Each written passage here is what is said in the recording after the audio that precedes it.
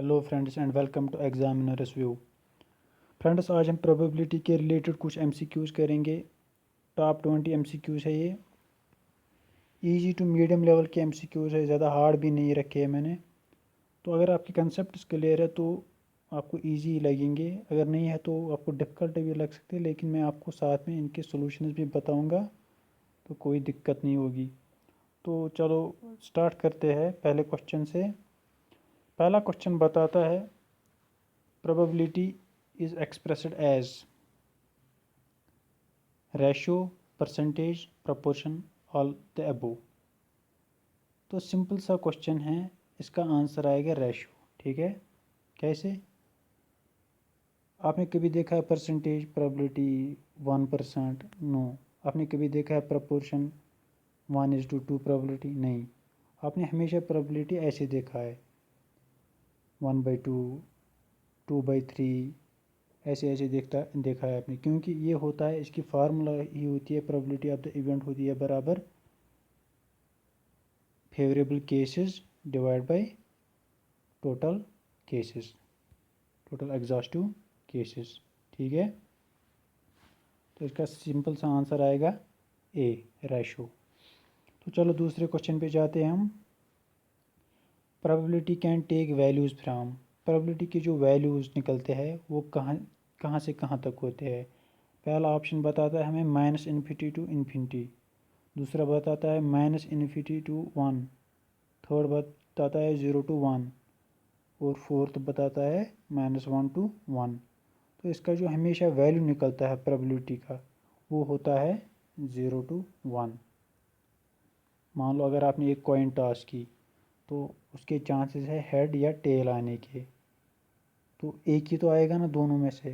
Favourable case है हमारा 1, total cases है हमारे 2, तो 1/2 हो गया 0.5।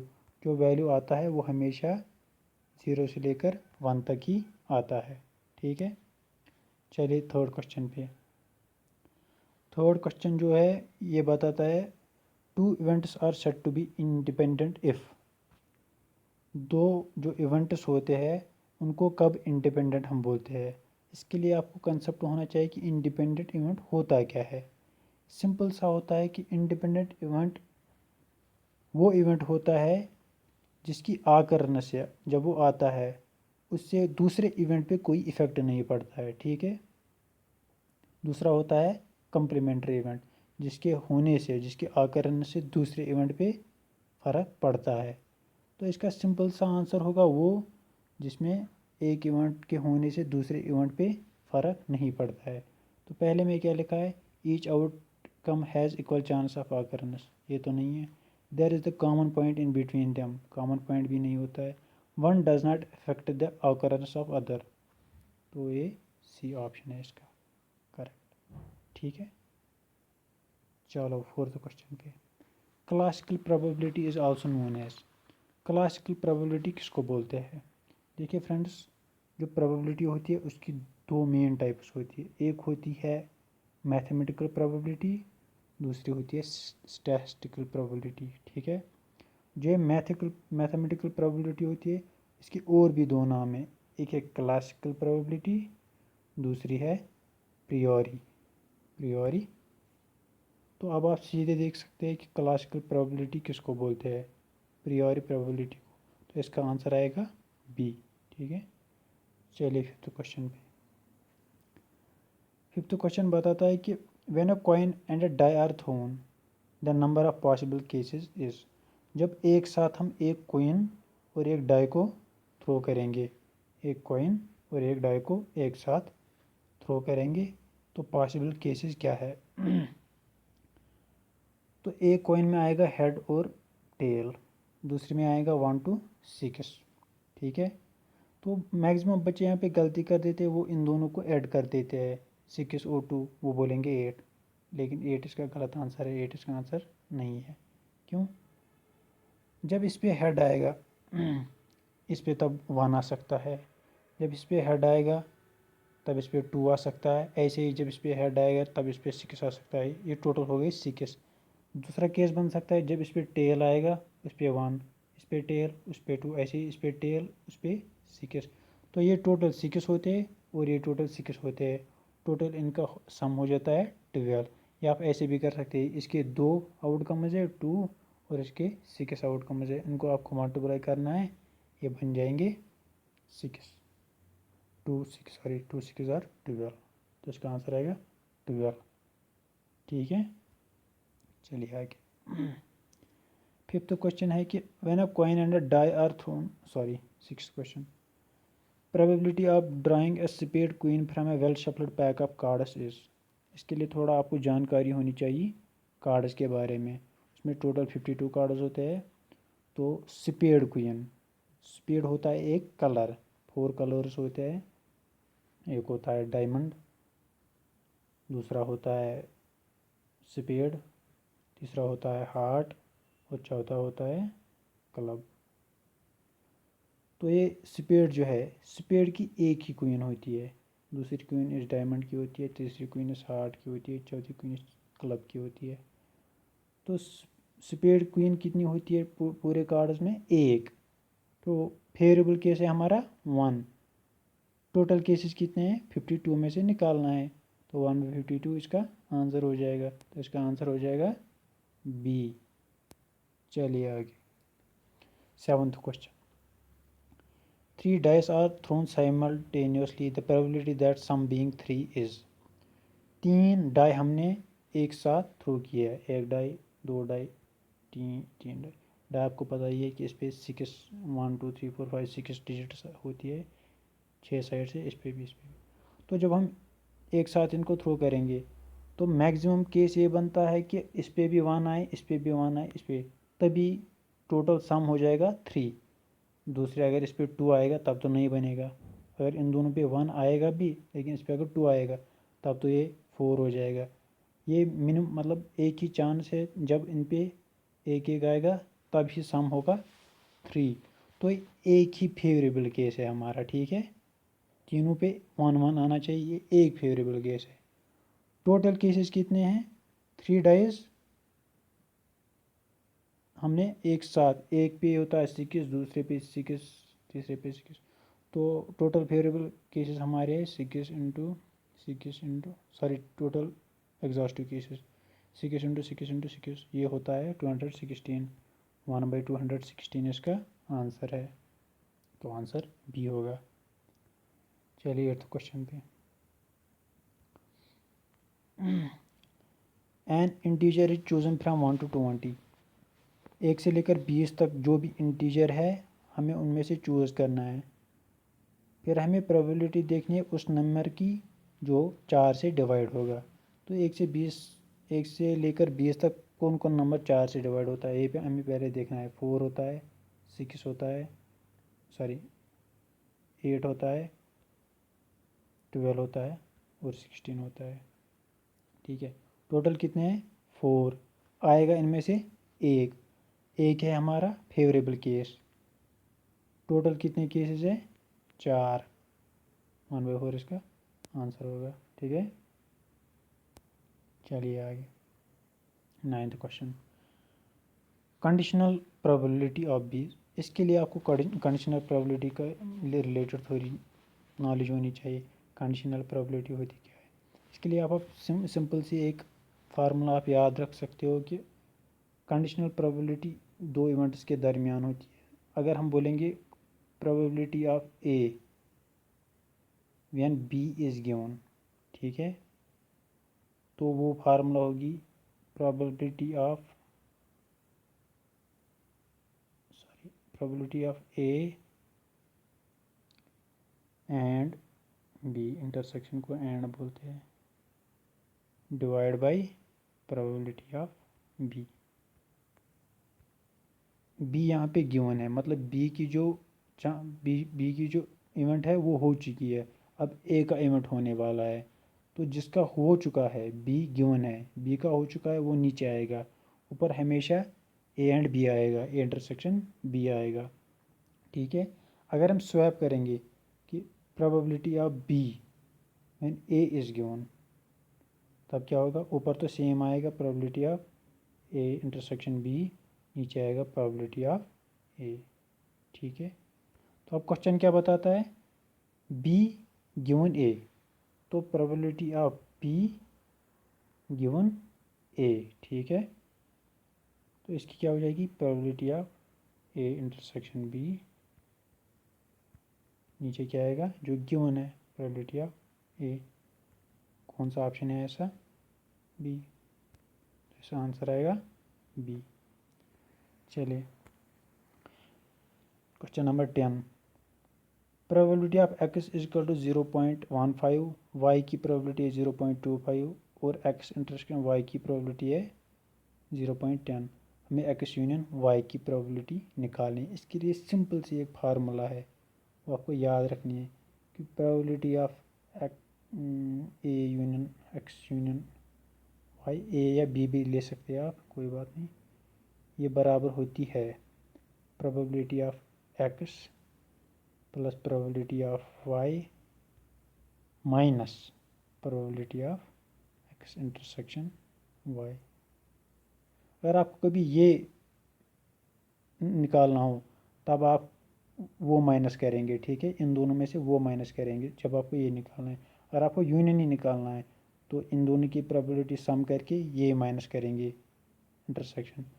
तो अब हम देखेंगे कि इसका आंसर क्या आएगा। तो यूनियन क्या निकलेगा, 0.15 प्लस 0.25 माइनस 0.10, वो हो जाएगा 0.40, ये निकलेगा 0.10, टोटल आंसर आएगा 0.30, आंसर आएगा सी, ठीक है। चलिए 11th क्वेश्चन पे, if probability of A is 0.5, probability of B is 0.3 and the events A and B are independent, then probability of A and B is, जब भी इवेंट्स इंडिपेंडेंट होते हैं तब प्रोबेबिलिटी का मल्टीप्लिकेशन होता है, ठीक है। तो इसका आंसर आएगा 0.5 इंटू 0.3,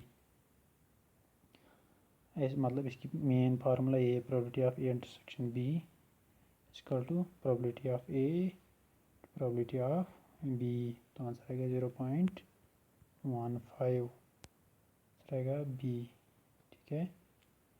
चलिए आगे 12th question, probability of A is 0.4, probability of B is 0.5, probability of A and B is 0.2। देखिए ऊपर हमने किया ना conditional probability, probability of B A is given, क्या आएगी, probability of A intersection B probability of A, ठीक है, ये बनेगी फार्मूला हमारी। तो ए इंटरसेक्शन बी क्या है 0.2, प्रोबेबिलिटी ऑफ ए क्या है 0.4, हो जाएगा 2/4 1/2, तो आंसर आएगा ए, ठीक है। चलिए 13th क्वेश्चन पे, कॉइन को टॉस किया है 6 टाइम्स, ठीक है, number of points in the sample, हमें सैंपल पॉइंट्स निकालने हैं सैंपल स्पेस में। सैंपल स्पेस क्या होता है, मतलब मान लो अगर आपने एक कॉइन टॉस की है तो उसका क्या आएगा, हेड या टेल आएगा, तो ये इसके सैंपल पॉइंट्स है, सैंपल स्पेस के ये 2 H और T सैंपल पॉइंट्स है। ऐसे ही हमने एक कॉइन को 6 टाइम्स टॉस किया है, ठीक है, तो इसकी सैंपल स्पेस क्या आएगी। इसके लिए आप एक फार्मूला भी याद कर सकते हो, जो आउटकम्स होगी, ठीक है, उनको आपको रेज़ टू पावर करना है trials, outcomes sample space sample number of samples outcomes raise to power trials. आपके आउटकम्स कितने हैं, आउटकम्स कितने हैं, 2, हेड या टेल, ट्रायल्स कितने किए आपने, 6 बार, तो जब आप ये निकालेंगे इसका आंसर आएगा 64 डी। बहुत ही इजी क्वेश्चन है फ्रेंड्स, ज़्यादा मुश्किल नहीं है, बस थोड़े कंसेप्ट आपके क्लियर होने चाहिए। 14th क्वेश्चन क्या है, when a single die is thrown the event of getting an odd number और इवन नंबर आर, जब आप एक डाई को ऊपर लगाते हो, थ्रो करते हो, तो इवेंट क्या है कि उस पर ऑड या इवन आए, ऑड आने के क्या चांसेस है, 1 3 5, ये उनके 2 4 एंड 6, इसके 3 इसके 3, ठीक है। तो 8 जब आएगा, अगर 1 आएगा तब तो इवन नहीं आ सकता, जब इवन आएगा 2 4 या 6 तब तो ऑड नहीं आ सकता। तो ये एक दूसरे की ऑकरेंस को इफ़ेक्ट करते हैं, हमने ऊपर ही पढ़ा अभी। तो इनको बोलते हैं म्यूचुअली एक्सक्लूसिव इवेंट्स। ए म्यूचुअली एक्सक्लूसिव इवेंट्स वो इवेंट्स होते हैं जो एक दूसरे को इफ़ेक्ट करते हैं, ठीक है।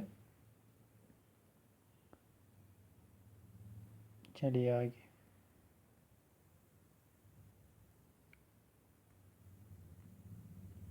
15th question, probability of not getting 2 when a die is thrown। probability क्या है कि डाई पे 2 नहीं आना चाहिए, उसकी probability क्या है। अभी तक तो हम बोल रहे थे अगर 2 आएगा, अगर हम ऐसे क्वेश्चन बोलेंगे कि 2 आना चाहिए तो उसकी probability हो जाती है 1/6। 2 एक ही है डाई पे, टोटल जो केसेस है 6 है, 1/6 है। लेकिन अब 2 नहीं आना चाहिए, 2 के तो उसका मतलब है कि बाकी सब आएंगे, 3 4 5 6 एंड 1, ये होता है 5, टोटल है ये 5। और 2 नहीं आएगा तो बाकी 5 तो आएंगे, किन में से, 6 में से। 5/6 का आंसर हो जाएगा, ठीक है। चलिए 63 क्वेश्चन पे, if A and B are mutually exclusive events. अगर ए एंड बी म्यूचुअली एक दूसरे को कैंसिल करते हैं तो आपको सीधे वहीं पे समझ आएगा, अगर ये एक दूसरे को कैंसिल करेंगे तब तो आंसर 0 ही आएगा ना, ठीक है। जब भी म्यूचुअली एक्सक्लूसिव इवेंट्स होते हैं उनका PAB वो होता है 0। 17th question, probability that the throw of 2 dice yields a total of 5 or 8। देखिए ये अच्छा क्वेश्चन है। अगर हमने 2 डाई ऊपर मारी है तो उस पर 5 या 8 आने की क्या प्रोबेबिलिटी है। देखिए अगर आप 5 आएगा, 5 ऐसे ऐसे आ सकता है, 1 एक डाई पे, दूसरे पे 4, इस डाई पे 2, उस पे 3, इस डाई पे 3, उस पे 2, इस डाई पे 4, उस पे 1, और किसी भी तरीके से 5 नहीं आ सकता। अब 8 कैसे आ सकता है, इस डाई पे 2, उस पे 6, इस पे 3, उस पे 5, इस पे 4, उस पे 4, इस पे 5, उस पे 3, इस पे 6, उस पे 2। तो ये है 4, ये है 5, 1 2 3 4, 1 2 3 4 5 6 7 8 9, टोटल फेवरेबल आउटकम्स हमारे हैं 9। ऐसे और किसी भी तरीके से 5 या 8 नहीं आ सकता, ये 5 के है, ये 8 के आउटकम्स है। तो फेवरेबल कुल मिला के है हमारे 9 आउटकम्स, 9। तो टोटल कितने हैं, 2 डाइज है, 6 इंटू 6 हो गया 36, हो गया 9/36, वो हो गया 1/4। आंसर आएगा इसका ए। चलिए आगे 18th क्वेश्चन पे, in a case of conditional probability A and B is equal to. Conditional probability हमने अभी पढ़ी थी, जब ए एंड बी हमने पढ़ा था कुछ उल्टा, हमने पढ़ा था ऐसे, P when A B given होता है P A and B divide by P B. अगर ये ही दिया रखा है पी ए एंड बी तो इसका आंसर ये आएगा कि पी बी हम यहाँ पे ले जाएंगे, तो इसका आंसर आएगा probability of A/B into P B, तो आंसर आएगा ए, ठीक है। Probability of A B given into probability of B, ठीक है। चलिए 19th question, if a card is drawn from a pack of cards the probability of getting either a queen or a king or a queen। अगर हमने card of pack of cards में से एक या तो किंग या queen निकालने की क्या प्रोबेबिलिटी है। किंग एक कार्ड में 4 होते हैं, क्वीन एक कार्ड में 4 होती है। ठीक है, हो गए 8। तो टोटल कितने हैं 52। ठीक है, कि जब आप करोगे तो आएगा 2/13। तो इसका आंसर होगा ए। ठीक है, 20th question. If an event can not take place probability will be, अगर इवेंट होगा ही तो उसकी प्रोबेबिलिटी क्या होगी। जब इवेंट होगा ही नहीं तो उसकी प्रोबेबिलिटी होगी 0, क्योंकि फेवरेबल केसेस भी 0 है और टोटल आउटकम्स भी 0 है, टोटल केसेस भी 0 है, तो ये होगा 0। Thank you guys. तो इतने ही थे हमारे टॉप 20 MCQs। उम्मीद है आपको समझ आएगा होगा। अगर कहीं पे कोई आपको प्रॉब्लम है समझने में तो आप कमेंट में बता सकते हैं कि आप कहाँ पे प्रॉब्लम है। तो बाकी चैनल को सब्सक्राइब ज़रूर कीजिए अगर आपको अच्छी लगी ये वीडियो, और लाइक कीजिए, शेयर कीजिए फ्रेंड्स के साथ, और बेल आइकॉन भी दबाइए ताकि ऐसे ऐसी वीडियोस आपको मिलती रहे। Thanks for watching the video.